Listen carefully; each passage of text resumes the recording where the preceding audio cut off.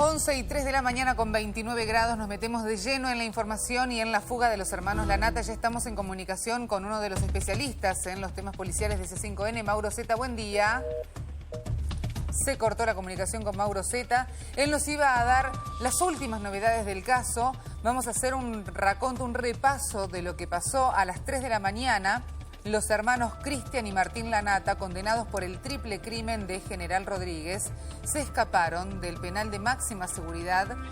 Allí maniataron a 2 efectivos, eso dice la información, y de hecho redujeron a otro de los efectivos y escaparon en un Fiat Uno perteneciente a otro de los integrantes del servicio. Bueno, la realidad es que el gobierno de la provincia de Buenos Aires ya removió a la cúpula, hay un nuevo jefe de la policía y la realidad es que están buscando a estos hermanos que se fugaron, que ya habían tenido una posibilidad de fuga. Ahora sí, Mauro Zeta, buen día, ¿cómo estás?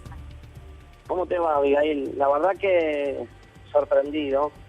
Recién pude hablar con el abogado que representa a los hermanos Lanata, que fue el abogado defensor durante el juicio que se les hizo en un tribunal oral de Mercedes, y tratando de afinar un poco la información, que vos sabés que en este tipo de situaciones tenés la información oficial, que es la que brindan los penitenciarios que tenían la custodia del detenido, y después tenés que darte cuenta o verificar si esa información, como te la presentan, es la verdadera. Exacto. Que no siempre va de la mano el relato que ellos hagan, ¿no? Lo que está, yo siempre digo, en estos casos tenés lo que está escrito, ¿sí? Y por otro lado tenés lo que pasó de verdad, que muy pocas veces se sabe. Yo te doy un ejemplo que siempre cuento, más allá de quiénes son, en este caso los prófugos, hablamos de los hermanos Martín Lanata, Cristian Lanata, y también se escapó, no te olvides, el tercero, Víctor Esquilazzi, condenado también por el triple crimen de General Rodríguez. Exactamente, digo, sí. Más allá de quienes son, siempre, y creo, no sé si te tocó a vos, y siempre hacemos el mismo ejercicio con Paulo, cuando vas a una cárcel en calidad de periodista para hacer una entrevista, pasás por 800 controles, te secuestran el teléfono, verifican cada movimiento tuyo, te acompañan a todos lados, y ahí es donde uno se pregunta y se dice, ¿es tan fácil escaparse de la cárcel sin contar con alguna complicidad, con ayuda de agentes del servicio? Bueno, eso es lo que me hacía, esa es la pregunta que me hacía yo, Mauro, con el no solamente escaparse, además reducir a 3 efectivos y además tener armas de juguete. Por eso, y tipo, está la versión oficial, ¿no? Claro. Aclaremos siempre que es la versión oficial. Obvio. No tenemos un monitor local de lo que está pasando, lo que pasaba a la hora del escape.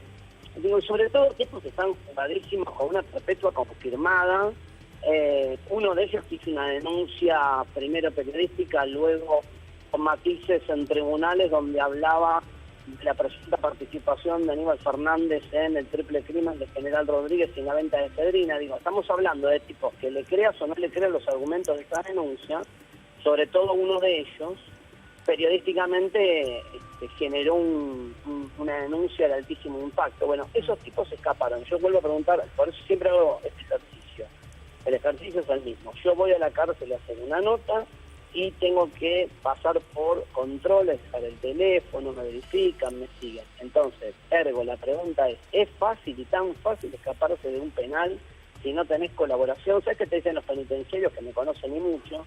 Cuando yo hablo de este modo, muchos se enojan, me dicen, pero vos no sabés las condiciones en las que trabajamos, lo difícil que es controlar a todos los presos. Bueno, no sé a esta altura si prefiero que sea por negligencia o por complicidad que se hayan ido, porque si es por negligencia, tenemos que pensar que se pueden ir todos mañana, claro, con el mismo argumento, ¿entendés? Tal cual. Recién hablaba con el doctor Cazorla, me decía que lo llamó desesperada la mujer de Martín Lanata, esta mañana, que estuvo en comunicación con él. Cazorla es el abogado que representó a los hermanos durante el juicio, durante la condena, que cuando los hermanos Lanata, cuando Martín Lanata hizo la denuncia contra Aníbal Fernández, la relativizó y dijo que no creían, pongo un poco de contexto de quién es el abogado, ¿no? Sí. Dijo que no creía en los fundamentos, lo que había dicho Lanata primero en el programa de Jorge Lanata y después había ratificado en tribunales, pero bueno, seguía siendo el abogado de ellos hasta en la última instancia judicial. Recordá que penados a perpetua, que no tenían salida posible, creo que les quedaba pendiente una apelación internacional, pero acá en la justicia local, por lo que me acuerdo de lo último que había hablado con el abogado, ni siquiera habían apelado la última. Mauro. Es lo que en la jerga tumbera se llama estar jugados esto, ¿no? Sí, sí. No tener casi chance de apelación y que tu destino sea una perpetua mínimo 20, 25 años adentro. Y la verdad que el argumento, insisto con esto, la película oficial de cómo fue la fuga suena muy poco creíble, pero lo digo desde el sentido común. No sé si me se dice el razonamiento. Sí. Si fue como dicen que fue, está para preocuparse más de la cuenta, porque significa que todos los presos se pueden ir con un plan bastante sencillo, común y ordinario. Pero además por la puerta grande. Saliendo tranquilos, con un auto de un efectivo, con las armas de juguete, que es lo que nosotros decimos acá, que es la versión oficial, obviamente. Y además esta pregunta que también, a ver, quien esté en su casa lo puede decir. Mauro, vos vas a una comisaría, a un penal, a hacer una nota. Sí. ¿A todos los penales tienen la misma forma de ingreso o los de máxima seguridad tienen más normas de ingreso para cualquier persona extraña al lugar? No, sabés la pregunta que haces. Yo te estaba contando, mirá, ahí está bueno el dato. Los ejemplos que yo te daba de cómo nos controlan cuando vamos a hacer una nota es de lo que llaman alcaidías para personas recién detenidas que no llevan más de un mes en prisión. Imagínate cómo debieran intensificarse los controles para lo que es una cárcel de máxima seguridad.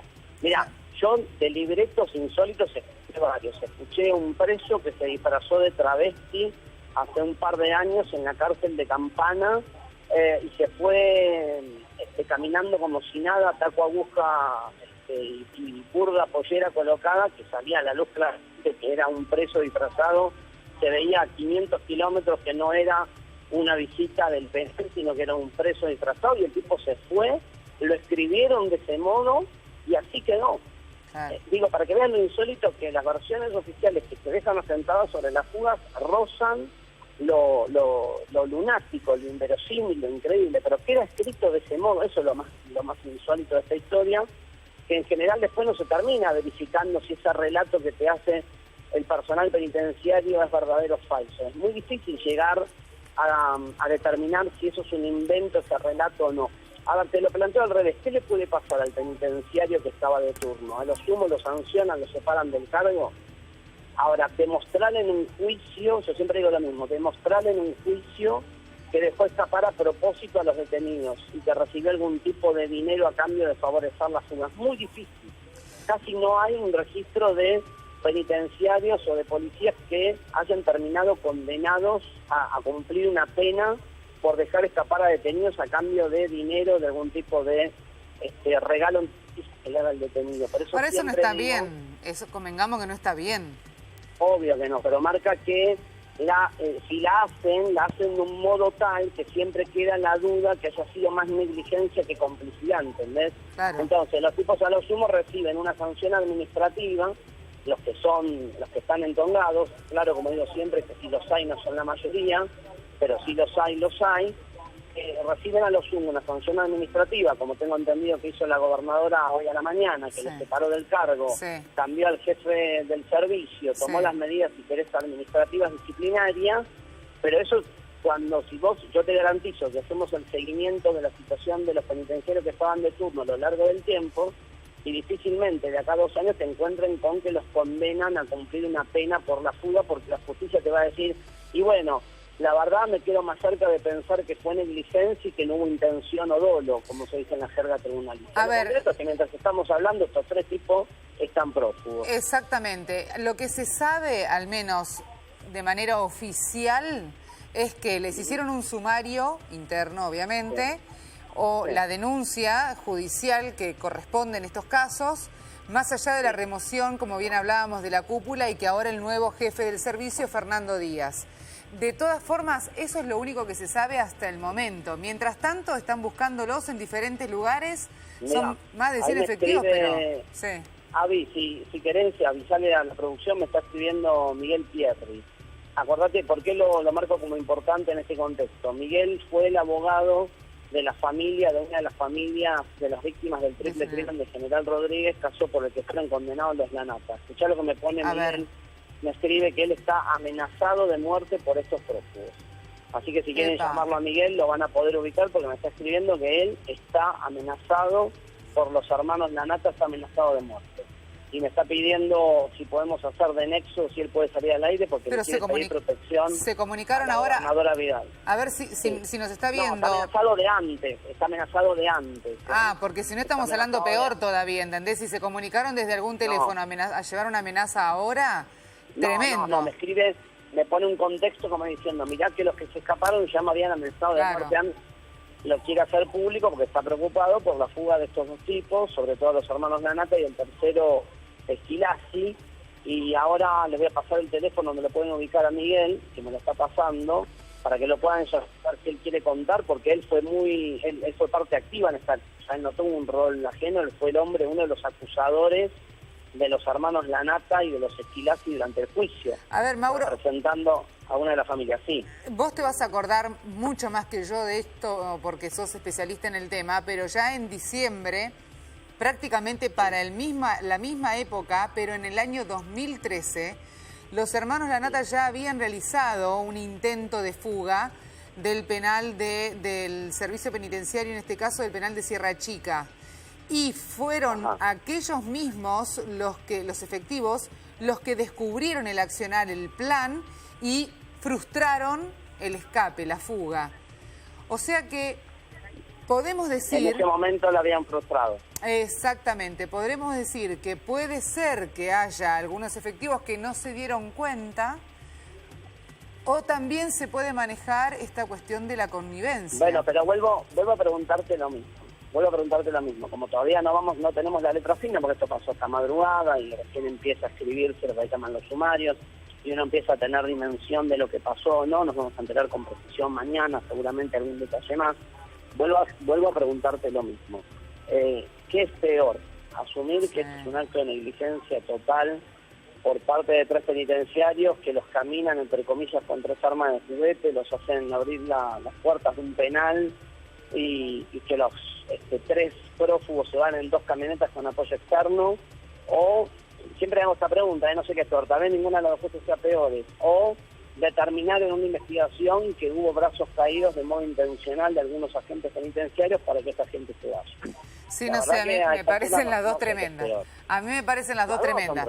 Sí, pero sí, de todas maneras es mucho peor la connivencia que en este caso una cuestión de negligencia. La última pregunta que te hago, Mauro, por si tenemos el dato.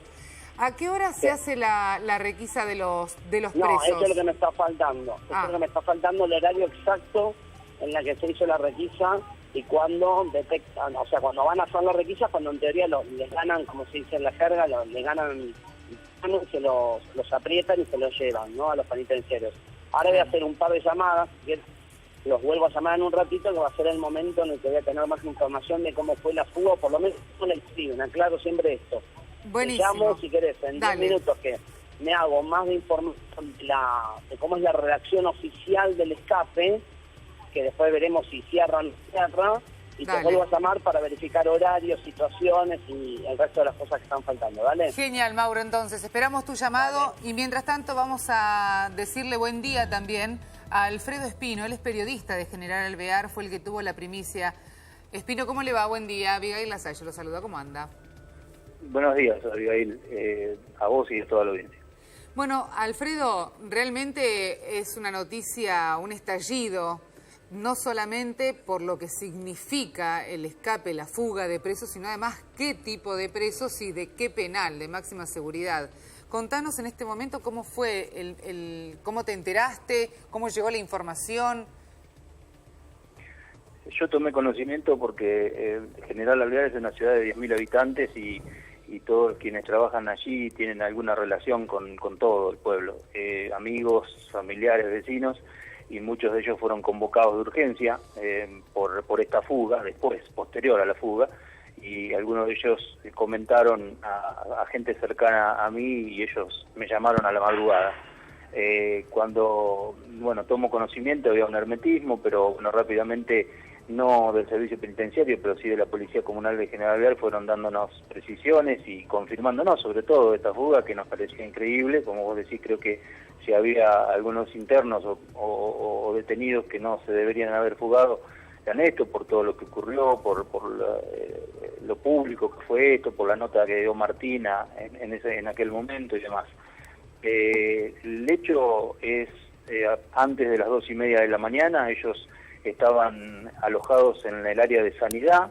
Es de alguna manera una costumbre que al menos se hace en esta unidad, porque ya estuvo Vitete Selyanés ahí, alojado, a internos que son mediáticos, se los de alguna manera protege alojándolos ahí. Ellos en algún momento sorprenden a 2 guardias, una mujer... Perdón que lo interrumpa, pero ¿se lo protege por qué? ¿Cuál es seguramente la yo creo que por se les da? Eso ocurrió a partir de aquel programa cuando él denunció públicamente a Aníbal Fernández. ¿Y la protección se sabe qué sería, por ejemplo? Aislarlo de los demás internos. Para que no tengan ningún tipo de alteración en su salud, por ejemplo, que no sean atacados por los otros presos. Exactamente. Ajá, esa es la protección. No tiene nada que ver, o sea, no se podría hilar un cabo en este caso con la fuga, no tendría nada que ver con ello. No. Tendrían la misma seguridad los presos que tienen protección con los que no lo tienen. Claro. Bien. Ellos en algún momento de la noche, entre las 2 y 2:30 de la mañana, ellos sorprenden a las 2 personas, son 2 personas que estaban en el lugar, una mujer y un varón, son guardias del servicio penitenciario, los atan de pies y manos, los amordazan, los dejan en el baño y salen hasta ahí, según las fuentes policiales, con un arma que después se pudo comprobar que habría sido de juguete, porque la gente que trabaja en penales, en el sector adentro de los muros, está desarmada en las cárceles bonaerenses y en las cárceles de la Argentina. Ellos salen, para nosotros es increíble cómo pasan 2 o 3 puertas y que están a 300 metros o más del puesto 1. Yo, sinceramente, que conozco la cárcel, no puedo saber cómo y de qué manera. Roban el automóvil 128, que era de un guardia del servicio penitenciario, que acá, bueno, si hubo convivencia o no, eso lo dirá la justicia. Nosotros acá vivimos en una ciudad demasiado mansa y tranquila, y es probable que ese automóvil haya estado con las llaves colocadas. Se van desde el lugar y avanzan unos 200 metros de la playa de estacionamiento donde está ubicado el vehículo hacia puesto 1, que es la puerta grande, como vos dijiste. Soy la única puerta de entrada, de acceso y de salida de la unidad penitenciaria. Allí había un solo uniformado, de apellido Dos Santos. A él le roban el arma, un FAL o algo por el estilo, lo atan también de pies y manos y lo toman de rehén. Se lo llevan hasta un barrio cercano a la unidad, pero el más alejado de la ciudad, no está en la zona urbana, un barrio donde no hay ningún tipo de seguridad, insisto, es un barrio muy tranquilo, no hay cámaras de seguridad ni nada. Allí hacen el cambio aparentemente. Villa Belgrano, el que se llama Villa Belgrano. En Villa Belgrano, exactamente. Ajá. Ellos abandonan el 128, dejan un arma que después se comprobó que era de juguete, una de ellas, pero se van con el FAL. También dejan el rehén maniatado, insisto, de pies y manos y amordazado. Luego se sospecha, la mayor sospecha es que alguien los habría levantado en una camioneta o un auto de color negro, de gran porte, y pasan por la última cámara de seguridad, se los ve en la última cámara de seguridad que hay en la ciudad, que son la intersección de 2 avenidas, y salen cruzando la vía hacia la ruta 205, a altísima velocidad, y venían del sector de Villa Belgrano, perdón. Sí. Entonces a los que investigan el hecho, les hace creer que en ese auto, en principio, en esa camioneta negra, se podrían haber ido los hermanos Lanata y Esquilati. Alfredo, tengo una última pregunta porque ya tenemos en comunicación al doctor Eso fue Miguel a las 3 Pierri. menos cuarto. Esto fue a las 3 menos cuarto, pero dos 2:45, cosas. claro. Dos cosas tengo para aclarar. Salió el Fiat. Dos cosas tengo para aclarar. Una, Sí. ¿el auto era un Fiat Uno o el 128? 128. En principio trascendió que era un Fiat Uno en el apuro de la información, pero luego se comprobó, tengo las imágenes, si querés me mandas un WhatsApp y te puedo enviar algunas imágenes del automóvil que queda abandonado en Villa Belgrano. Sí. Es un automóvil Fiat Europa 128. Y la otra pregunta, ¿el automóvil tenía las llaves puestas? ¿Escuché bien en tu relato? Es lo más probable, es lo más probable. Quédate en comunicación privada, por favor, Alfredo Espino, periodista de General Alvear, con la producción, con Fabricio, que él justamente va a tomar todos los datos pertenecientes al caso. Dale. Dale. Muchísimas gracias, Alfredo Espino, periodista, reiteramos, de General Alvear. Y ya estamos en comunicación con Miguel Pierri, abogado de la causa del triple crimen de una de las familias de General Rodríguez. Miguel Pierri, ¿cómo le va? Buen día. ¿Qué tal, Abigail? ¿Cómo estás? Buen día. Bien, realmente su situación más que complicada. Bueno, esperemos que no, que estamos preocupados nada más. Es un hecho que no debía suceder. No. Nosotros trabajamos en la querella, en principio representando a toda la familia, después con el doctor Cabermati y el doctor Méndez, junto a Diego Farrón y al fiscal Vidone, logramos la condena a esta gente a cadena perpetua. Y realmente preocupa que esto suceda. Estas son las situaciones que se deben corregir de aquí en más y estar celosamente custodiado tanto quien debe purgar una condena como la seguridad de los ciudadanos. Sinceramente, sorprende que esto ocurra en estas fechas, en estos tiempos, en esta ocasión. Nosotros fuimos amenazados públicamente al terminar el debate por estos señores, tanto el fiscal Vidone, Alejandro Cabermater, Diego Farrón y yo. Y sinceramente, bueno, esto nos tiene ocupados, no preocupados. Esperemos que el Estado nos dé la seguridad que nos tiene que brindar. Ahora, Miguel, en el momento en el que le hicieron la amenaza, ¿tuvieron custodia ustedes en su casa? ¿La policía les dispuso al menos algunos efectos? Nada. Nosotros no. La Fiscalía sí sé que tiene una custodia lógicamente impuesta por el rol que ocupaba en este juicio, pero nosotros lo tomamos nada más que como lo grave que es, pero como una amenaza del juicio y la condena y a recibir la condena. ¿La amenaza literalmente cómo fue? Nos iban a matar. ¿Así? Lisa y llanamente los vamos a matar. El tribunal, estaba el doctor Vidone también fue destinatario de la amenaza, y el propio Diego Farrón y Alejandro Cabermater. Bueno, todos quienes estábamos así, o sea, como responsables de la respuesta penal que fue la condena que recibieron. Nosotros cumplimos nada más que con nuestro trabajo. Yo soy abogado. A ver, yo sé que fue un momento muy particular y feo de su vida, que me imagino que en la cantidad de años que tiene, no por su edad, sino por la experiencia de abogado, es un hecho que puede contar entre uno más, pero ¿me puede relatar cómo fue el momento en que lo amenazaron? ¿Cómo venía la situación? En primer lugar, esta no es una causa más. Para mí, o sea, si bien tuve causas muy importantes y todas muy conocidas, yo creo que después de la voladura de la Embajada de Israel, el atentado a la AMIA y por supuesto después de la muerte del fiscal Nisman, esta es una de las causas más graves que tuvo el sistema de justicia argentino. Sí, por supuesto. O sea, la muerte de tanto de Sebastián Forza, Diego Farrón, Leopoldo Vina, un hecho gravísimo por sus características. Primero, porque la muerte de cualquier persona es un hecho grave, y más en causas dolosas o con razones dolosas. Segundo, por todo lo que rodeaba y rodeó a las posibles motivaciones del ajusticiamiento, porque fue un ajusticiamiento de esos muchachos. Sí. Tercero, por todo lo que pasamos desde el momento mismo que nos constituimos como querellantes hasta el último día que pudimos llevarlos a juicio oral y público y lograr una condena garantizando el derecho de defensa y el debido proceso, porque si algo se garantizó aquí fue la defensa de los imputados en todo momento, un gran trabajo de la Fiscalía. En el momento de la amenaza, uno por supuesto que la lectura de la sentencia se imagina que se hizo con extremas medidas de seguridad. Durante todo el juicio la sala estuvo custodiada y el perímetro del tribunal tenía una suerte de cadena de seguridad impuesta por el tribunal para garantizar primero la libre y normal concurrencia nuestra al debate, pero además para garantizar nuestro trabajo y nuestras vidas. Sí. Cuando recibimos las amenazas, y como toda amenaza, cuando uno la recibe, queda paralizado. Más allá de la experiencia que uno tenga, la formación que uno tenga, no es nada grato ni espiritualmente que uno pueda recomponer que lo amenacen de muerte.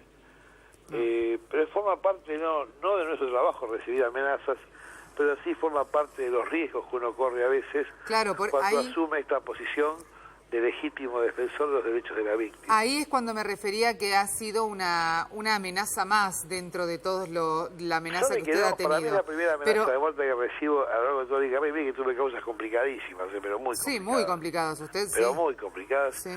Pero en este caso y por los personajes realmente siempre la tuvimos en cuenta. De hecho, recién hablaba con Diego Farrón y con Alejandro Cabermater, inclusive hablé con el doctor Vidone, y ninguno de los tres tomamos este episodio como un hecho más de la enciclopedia criminal. No queremos que esto sea una simple fuga. Esto es un hecho grave, por quienes son los personajes, por lo que rodea la historia de estas personas, por los últimos hechos públicos que justamente vos comentabas con un periodista, por la situación carcelaria de estos hombres y por el momento histórico y político que vive el país, ¿no? Entonces esto es grave para nosotros. Miguel Ángel Pierri, espero que esto solamente quede en una preocupación, obviamente, y esperemos que se comuniquen con usted para poder brindarle la ayuda y la seguridad necesaria. Yo confío que sí. Gracias. Por favor, gracias a usted. Hasta luego. Miguel Ángel Pierri, abogado de una de las familias de este triple crimen de General Rodríguez. Reiteramos, estamos repasando la fuga de los hermanos Lanata. En instantes nada más vamos a tener más información sobre este caso.